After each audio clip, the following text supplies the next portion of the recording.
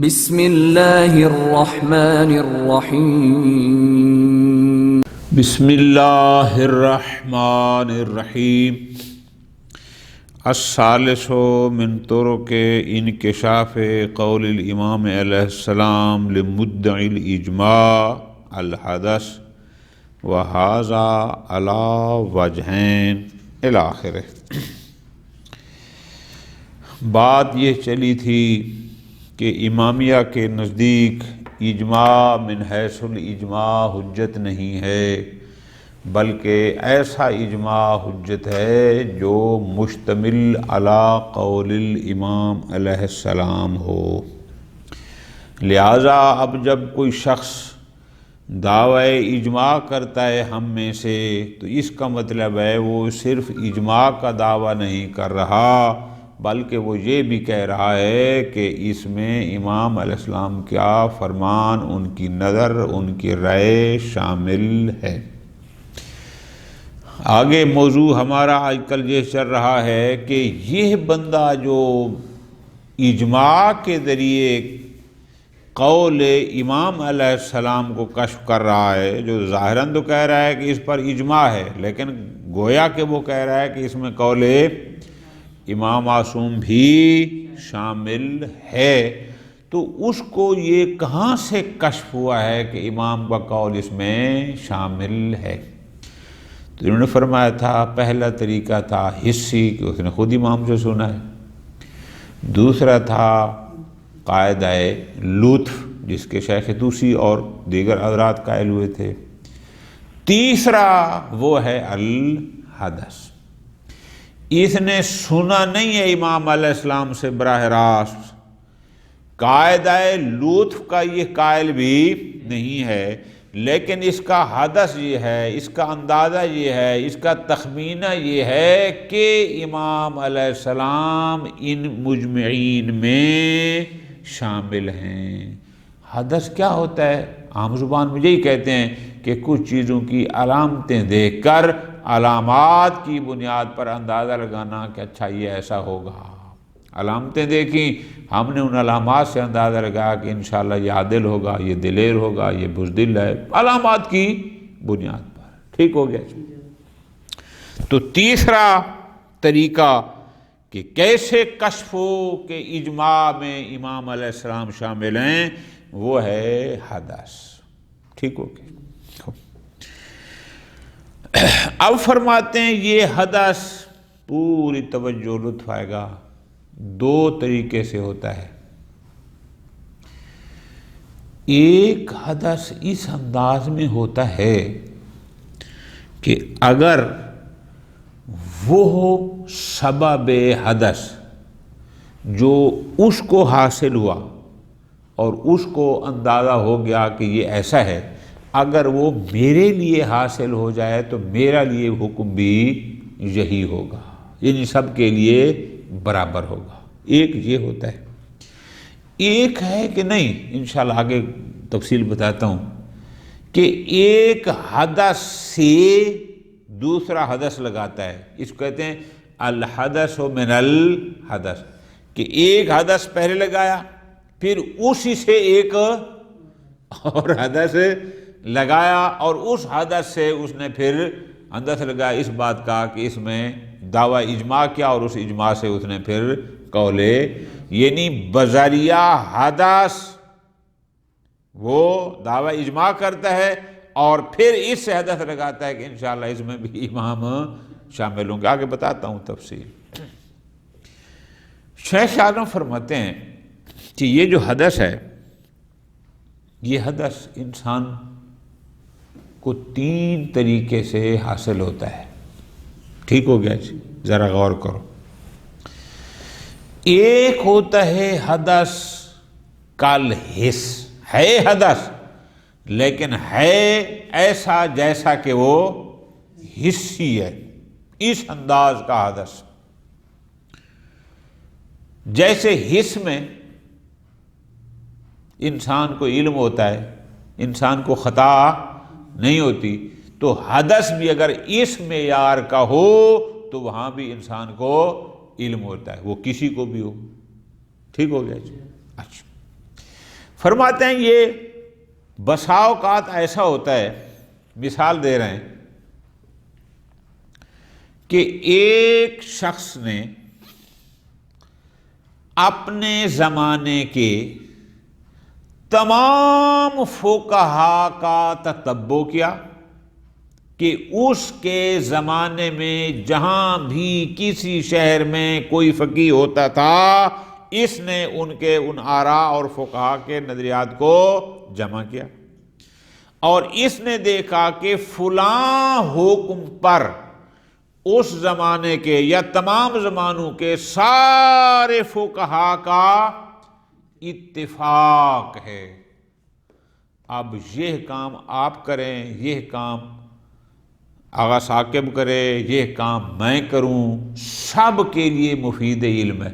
کہ اس کو یقین ہو جاتا ہے کہ اس کا مطلب ہے رائے امام علیہ السلام بھی اس میں ہے، اس کا حدث نقطہ سمجھ آ رہا ہے نا، لیکن اس کو علم حاصل جاتا ہے، اور یہ ان کو ہے کہ یہ حدث ایسا ہے کہ یہ حدث کل حصی ہے، ٹھیک ہے جی، ہے حدث لیکن ہے کل حصی، یہ ہو گیا حدث ضروری۔ ایک دفعہ دوسری قسم آغا جان یہ ہے کہ اس بندے نے تمام فقہائے عصر کا کہ نظریات کو نہیں دیکھا، اس مسئلہ میں یا اس حکم میں دیکھتا ہے کہ فلاں 20 25 30 فقہا کا اتفاق ہے کہ وہ سب کہتے ہیں کہ یہ مثلاً فلاں شے واجب ہے، ذرا غور کرنا ہے،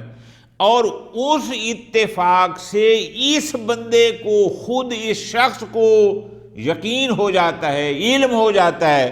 کہ یہ جو 30 بندے متفق ہیں نا، اس کا حدث یہ ہے کہ انشاءاللہ امام علیہ السلام کی نظر بھی یہی ہوگی جو ان کی ہے، ٹھیک ہو گیا جی، ایک حدث ہو گیا یہ۔ اب پہلے اور اس میں فرق ہو گیا، پہلا کل حصی ہے، ضروری ہے، اس لیے کہ کوئی بھی شخص جب تمام فقہا کے نظریے کو دیکھتا ہے اور ایک ہوتا ہے تو اسے ہو جاتا ہے، لیکن یہ تمام کو کچھ ایسے دیکھتا ہے کہ جس سے اس شخص کو یقین ہو جاتا ہے اور اس سے حدث لگاتا ہے کہ انشاءاللہ قول معصوم یہی ہوگا۔ تیسرا یہ ہے کہ نہیں، اس نے ایک حدث لگایا کہ مثلاً آسان آپ کو یوں کرو کہ فلاں شہر کے جو علماء ہیں ان سب کا اتفاق ہے اس بات پر کہ مثلاً زمانہ غیبت میں نماز جمعہ واجب عینی ہے، یہاں سے وہ حدث لگاتا ہے کہ انشاءاللہ علماء نجف کا یا علماء پاکستان کا نظریہ بھی یہی ہوگا، حدث لگایا۔ اچھا، پھر اس حدث کی بنیاد پر وہ دعوی اجماع کرتا ہے کہ اجماع ہے، اور اس سے حدث لگاتا ہے کہ انشاءاللہ امام علیہ السلام کی رائے بھی یہی۔ اب یہ حدث ہمارے پاس آ گیا 3 کیٹیگری کا، 3 قسم کے حدث ہمارے سامنے۔ شیخ عالم فرما رہے ہیں جہاں تک ہے بات تیسرے کی، وہ جو آخری تھا کہ اس نے کچھ کو دیکھا کہ ان کا فتویٰ یہ ہے، پھر اس سے حدث لگایا کہ باقیوں کا بھی یہی ہوگا، ایک حدث لگایا نا، پھر اس سے وہ اجماع کا حدث لگاتا ہے کہ اس کا مطلب دعوی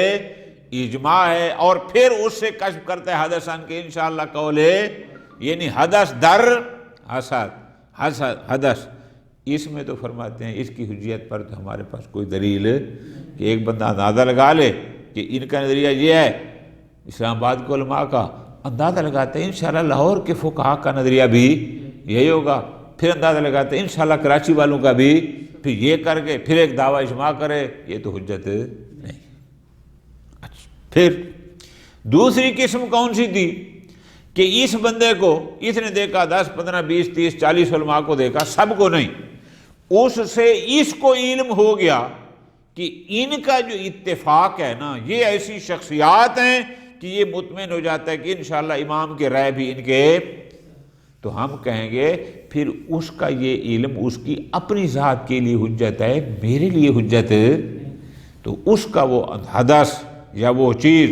اس کے لیے تو شاید حجت ہو کہ جس پر تقلید کرنا واجب ہو، لیکن جس پر واجب نہیں ہے اس کے لیے اس کی کوئی ہو سکتا ہے کہ یہ ان 20-25 علماء سے مطمئن ہو رہا ہو، اس کو علم ہو گیا ہو کہ انشاءاللہ، لیکن دوسرا نہ ہو رہا ہو۔ ہاں جو مقلد ہے اس کے لیے اور بات ہے اس کا۔ باقی رہ گیا کون سا؟ پہلے والا عملاً ممکن نہیں ہے، وہ ایک تصور تو ہے لیکن مرحلہ تصدیق اس کا کہ ایک شخص تمام ازمان کے، تمام امصار کے، تمام فقہا کو دیکھے اور سارے ایک حکم پر متفق ہوں اور پھر اس سے حدث لگائے کہ انشاءاللہ رائے امام بھی یہ عملاً پریکٹیکل ایسا ممکن نہیں ہے۔ ٹھیک ہو گیا جی؟ تو پس آج کا درس جو تھا در حقیقت ہمارا مقدمہ ہے، بحث لمبی ہوگی، وہ یہ ہوگی کہ تیسرا راستہ امام سے قول امام کشف ہونے کا ہے حدث، پھر خود حدث آگے 3 قسم پر ہے۔ اب ہم نے دیکھنا ہے کہ ان میں سے کون سی والی حجت ہے، کون سا پہلا حجت ہے، باقی 2 حجت ہی، لیکن پہلا حجت تو ہے لیکن وہ پریکٹیکل عملاً ممکن مرحلہ وقوع میں ایسا نہیں ہے، امکان میں ہے۔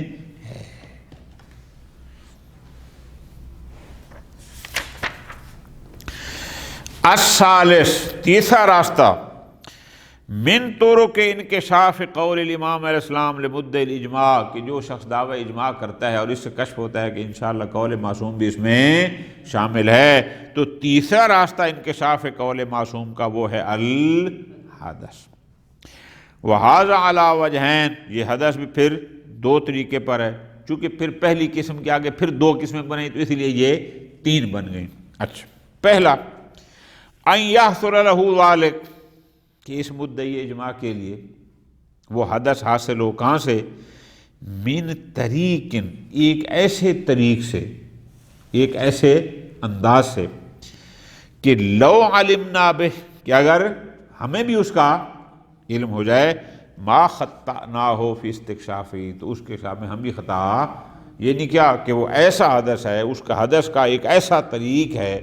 کہ جس میں جس کو بھی ہو وہ اس سے خطا نہیں کرتا، کشف ہو جائے گا۔ وہذا علی وجہین، اور فرماتے ہیں یہ والا پھر آگے 2 طرح سے ہے۔ نمبر 1، ان یحصل الحدث ضروری، کہ اس کو جو حدث حاصل ہوا وہ حدث ضروری ہے، بدیہی ہے، لیکن وہ حدث ضروری حاصل ہو کہاں سے؟ من مباد محسوسہ، مبادی محسوسہ سے، آگے بتاتا ہوں، بحیث یکون الخطأ فی، کہ اگر اس حدث میں خطا ہو جائے تو گویا کہ من قبیل الخطأ فی الحس، وہ حدث میں خطا نہیں بلکہ اصل حس میں خطا ہے، اس انداز کا ہے۔ وہ کیسے ہوگا؟ وہ یہ ہوگا کہ اب مثال یہاں شیخ آدم نے دی نہیں ہے لیکن آپ نے خود ایڈ کرنی ہے۔ وہ کیسے ہوگا کہ ایک شخص اٹھے اپنے زمانے کے یا تمام ازمنہ کے تمام فقہا کے فتاویٰ کو دیکھے کہ مثلاً یہ سارے اس مسئلہ پر کیا فتویٰ دیتے ہیں، اس نے دیکھا کہ ہر زمانے کے ہر شہر کے فقہا کا ایک ہی، اب وہ جو تحقیق کرے گا وہ حصی ہوگی یا نہیں ہوگی؟ نکتہ سمجھ آ رہا ہے نا؟ وہ تو حصی ہے نا، تو اب ایک طریقے حصی کے ذریعے، مبادی حصیہ کے ذریعے کہاں پہنچ رہا ہے؟ حدث پر، کہ جب اس نے سارے فقہا کو دیکھا، سارے زمانے کے فقہا کو ایک ہی ہے، تو یہاں سے حدث لگائے گا کیا کہ انشاءاللہ نظریہ امام بھی یہی ہے، فیکون بحیث ہو کہ لو حاصل لنا تلک الاخبار، کہ اگر ہمارے لیے بھی وہ خبر ہو، حاصل ہو جائے، سمجھ آئی؟ یا وہ تتبع جو اس نے کیا حسن اگر ہمارے لیے ہو، لحصل لنا العلم، تو ہمیں بھی اسی طرح علم حاصل ہو جائے گا جیسے اس کو آ، چونکہ یہ ایسا حدث ہے کہ جو حدث ضروری ہے، چونکہ اس کی بنیاد حس پر ہے۔ اگر ہم بھی اٹھیں اور تحقیق کریں اور تمام ازمان کے تمام فقہاء کا نظریہ دیکھ لیں کہ ایک ہی ہے، تو ہمیں بھی علم ہو جائے گا کہ امام اس میں، لیکن ہوگا ہمارا حدث، یا حدث اس انداز کا ہوگا، وثانی ہے ما، یا اس انداز کا ہے کہ نہیں، ان یحصل حدث اللہ، اس مدعی کو، یہ جو مدعی ہے اجماع ہے، اس کو حدث حاصل ہو من اخبار جماعت، سارے نہ، کچھ بزرگان کے اخبار سے، کہ اتفق لہ العلم، ضمیروں پہ توجہ دیں گے تب عبارت حل ہوگی، کہ اس بندے کو علم حاصل ہو، اس بندے کو بعدم اجتماع من الخطا، کہ یہ لوگ خطا پر جمع، اب یہ لفظی ترجمہ میری جان غور کرنا، یعنی مراد کیا ہے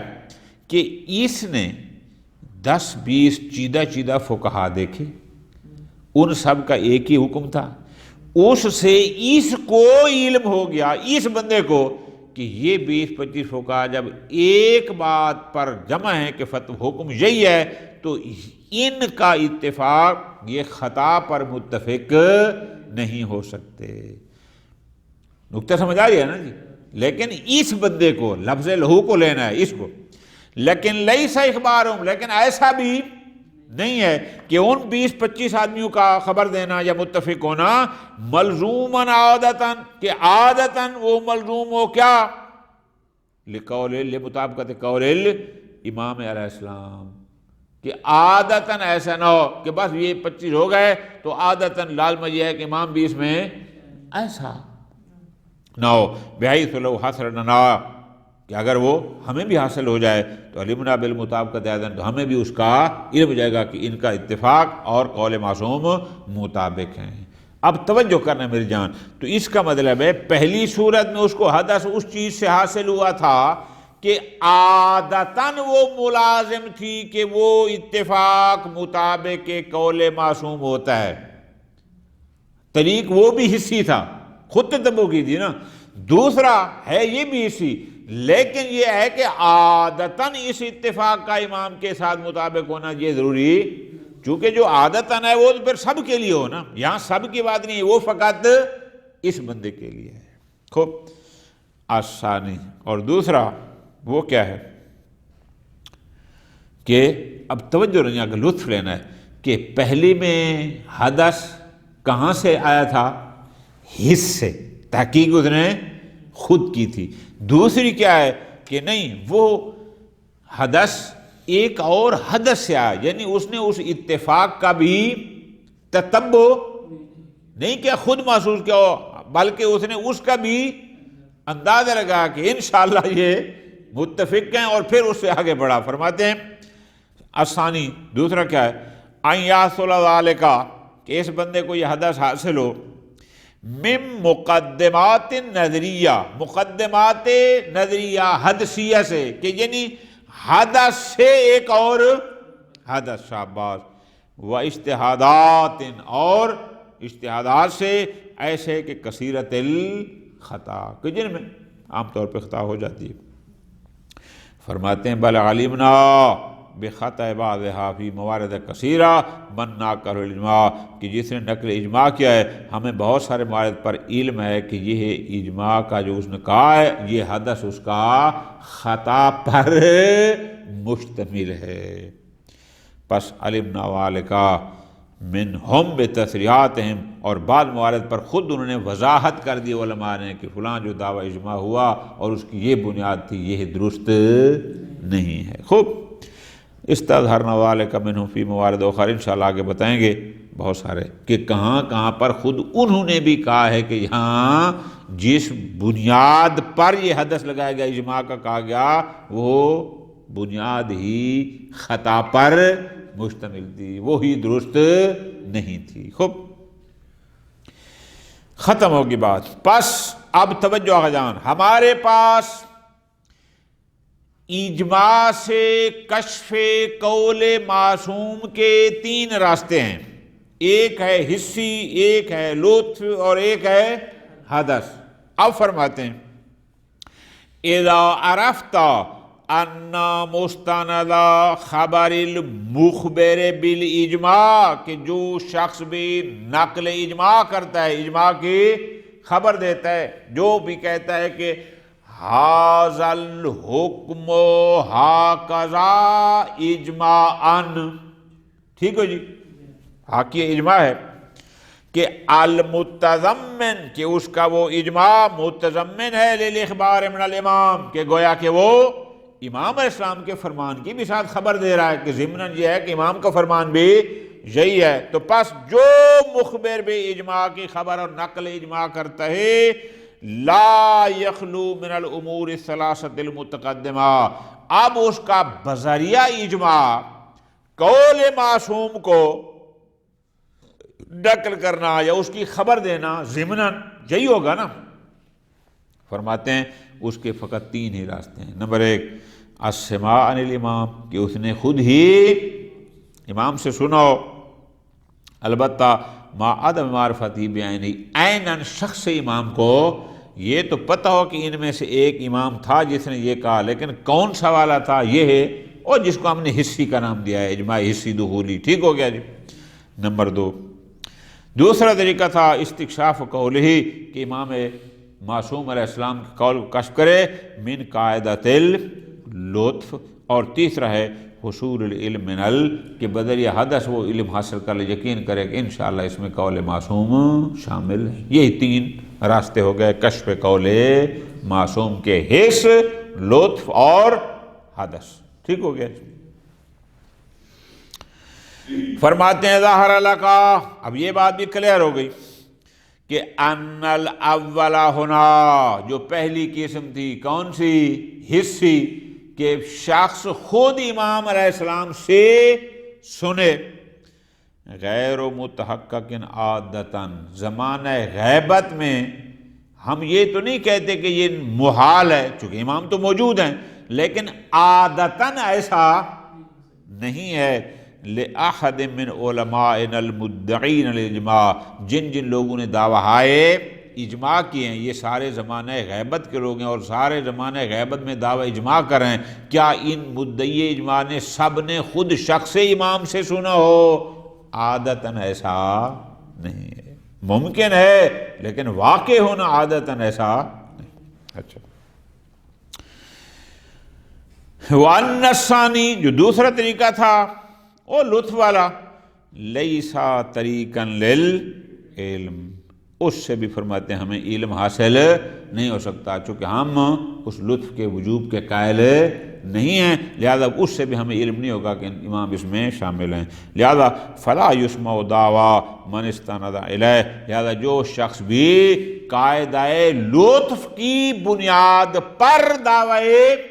اجماع کرتا ہے وہ ہمارے لیے حجت نہیں ہے، قابل قبول نہیں ہے۔ فَلَمْ يَبْقَ مِمَّا يَصْلَحُ أَن يَكُونَ الْمُسْتَنَدُ فِي الْإِجْمَاعَاتِ الْمُتَدَاوَلَةِ عَلَىٰ أَلْسُنَةٍ عَاقِلِيَّةٍ، اب ہم نے دیکھا کہ بہت سارے لوگ دعویٰ اجماع کرتے ہیں، تو جتنے بھی کرتے ہیں، حس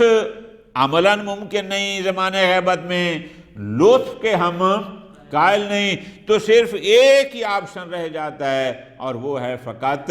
حدث کا، کہ وہ بذریعہ حدث یہ کشف کرتے ہوں کہ امام علیہ السلام اس میں شامل ہیں۔ ٹھیک ہو گیا جب، اب توجہ آگے کرنے، اب جب بات آئی حدث بھی، تو ہم نے حدث کی بھی تین قسمیں بنائی۔ ایک حدث کیسا ہے کہ ایسے مبادئ حسیہ سے حدث اس کو حاصل ہوتا ہے کہ وہ ملازم ہوتا ہے عادتاً، کیا اس سے پتہ چلتا ہے کہ وہ جس کو بھی ہو اس کو یقین حاصل ہو جائے گا۔ دوسرا کیا تھا، ہیں تو مبادئ حسیہ، تحقیق تو خود کے، لیکن عادتاً اس اتفاق اور امام معصوم کے درمیان، مطابقہ کے درمیان کوئی ملازمہ۔ اور تیسرا یہ تھا کہ الحدث من الحدث، اس کے مقدمات ہی حسی نہیں بلکہ حدثی تھے۔ فرماتے ہیں وعرفتہ ان الحدث قد یستند الی مبادئ محسوسہ ملزومۃ عادتاً، بسا اوقات اس حدث کے مبادئ اسباب حسی ہوتے ہیں، ملزومۃ عادتاً، کہ عادتاً وہ ملازم ہوتے ہیں کس کے، مطابقت قولے،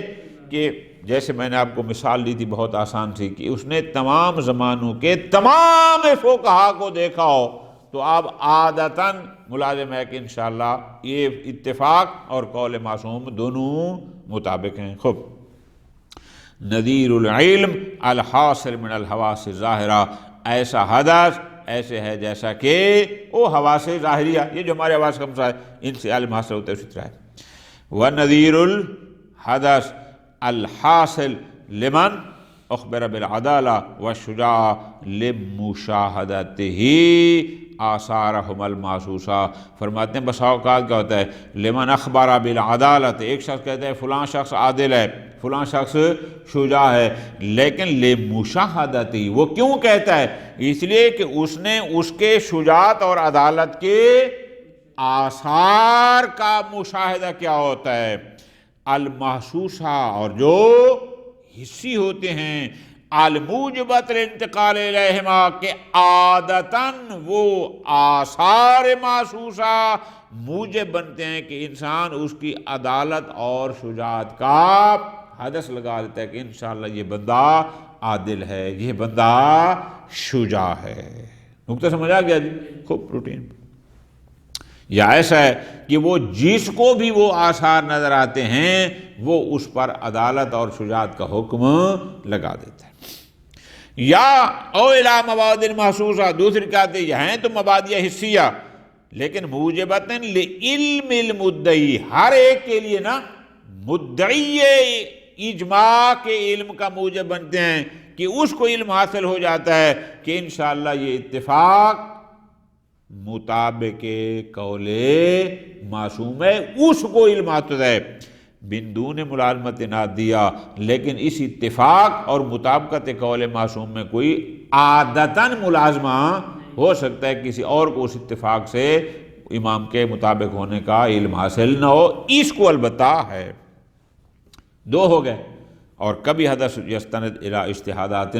کہ نہیں ایک حدث، اس حدث سے پھر ایک اور حدث، انہی امور حدثیہ سے ایک اور حدث، مقدمے بھی اس کے حصی نہیں ہوتے بلکہ حدثی ہوتے ہیں. فرماتے ہیں لا دلیل علی قبول قول الخبر العادل المستند الی القسم الاخیر، جو قسم اخیر تھی کون سی؟ کو حدث سے حدث لگانا. لا دلیل، کہ ہمیں بے شک مخبر عادل بھی کیوں نہ ہو، سمجھے نا جی، لیکن مخبر عادل اگر اپنے حدث کی بنیاد پر کچھ کہہ رہا ہے، ہم نے یاد ہے نا آپ کو پیچھے بار بار کہا تھا کہ مخبر کی خبر میں تفحص نہیں قبول کرنا ہے، وہ خبر جہاں خبر حصی ہو حدثی، یہ تو ہے ہی ایسی. لا دلیل علی قبول خبر العادل، کہ ایک خبر عادل ہے لیکن المستند الی القسم الاخیر من الحدث، کیا مطلب کہ مقدمات حدثیہ کی بنیاد پر اس کو ایک حدث ہوتا ہے اور پھر اس حدث کی بنیاد پر آگے ایک خبر دیتا ہے. تو حدث کی بنیاد پر اگر وہ خبریں دیتا ہے تو اس کے حجت ہونا اور قبول کرنے پر ہمارے پاس کوئی دلیل موجود ہاں اگر حصی ہو تو پھر بسم اللہ، پھر قبول ہے. اس طرح فرماتے ہیں بلا بل ولل مستند، حتیٰ کہ وجہ ثانی کیوں نہ ہو. وجہ ثانی کیا تھی؟ مقدمے تو حصی ہیں حدثی، لیکن وہ ایسے ہیں کہ ان میں اور مطابقت قول معصوم میں کوئی عادتاً ملازمہ کہ ان 20-25 لوگوں کے اتفاق سے اس بندے کو علم ہو رہا ہے کہ انشاءاللہ قول معصوم یہی ہوگا، لیکن عادتاً ایسا نہیں ہے کہ جس کو بھی ہوں وہ اس کو ہو جائے، نہ یہ ضروری نہ ہو. تو وہ بھی پھر اس کے لیے حجت ہے نا، کسی اور کے لیے تو حجت ہے، یا اس کے لیے حجت ہے جس نے تقلید کرنی ہو، یا اس شخص کے لیے کسی اور جس پر تقلید واجب نہیں ہے اس کے تو وہ حجت ہے. تو پس لہذا اگر تیسرے بنیاد پر نقل اجماع ہے تو یہ بھی حجت نہ ہوا حد سے، دوسرا ہے تو بھی نہ ہوا. اب باقی رہ گیا پہلی قسم. پہلی قسم کون سی تھی؟ کہ وہ عادتاً اس اتفاق اور مبادی حصی تھے، عادتاً ملازمہ تھا اس اتفاق اور مطابقت قول معصوم میں. فرماتے ہیں وَلَمْ يَكُنْ هُنَاكَ مَا، اگر اس نقل اجماع میں کوئی ایسا کرینہ نہ ہو، ما سے مراد ہے کرینہ نہ ہو، کہ یعلم بہ، کہ اس کرینے سے ہمیں علم ہو کہ کون الاخبار، کہ یہ جو مخبر خبر دے رہا ہے یا یہ جو نقل اجماع کر رہا ہے مستندن الی القسم الاول من الحدث، کہ اس کی استناد، اس کا حدث قسم اول تھی، کیا کہ اس نے جو حدث کیا ہے وہ اس کو حدث ضروری تھا، اس حدث کے اسباب اور مبادی سارے حصی تھے اور ایسے تھے کہ جن سے عادتاً ملازمہ پایا جاتا ہے کہ معصوم بھی یہ ہوگا اگر اس پر کوئی قرینہ موجود نہ ہو تو، قرینہ ہو تو پھر تو ٹھیک ہو گیا نا، لیکن اگر کوئی قرینہ موجود نہ ہو واجب التوقف فی العمل، تو پھر ایسے نقل اجماع پر عمل کرنے میں بھی توقف لازم ہے۔ توجہ فرما لی، کیوں؟ اس لیے کہ تصور کی دنیا میں تو یہ ٹھیک ہے، لیکن آیا عملاً ایسا ہوا کہ ایک بندے نے خود تحقیق کی، تمام زمانے کے تمام فقہا کے اس کے نظریات کو دیکھا اور سارے متفق تھے، نقطہ سمجھے نا؟ ایسا عملاً اگر اس پر کوئی قرینہ نہ ہو کہ ایسا ہوا تو پھر ہمارا توقف واجب ہے۔ سمجھ آئی نا بات کی؟ اگر قرینہ ہو گیا کہ اس نے ایسا کیا تو پھر تو بات ختم ہوگی نا، اگر اس پر نہ ہو تو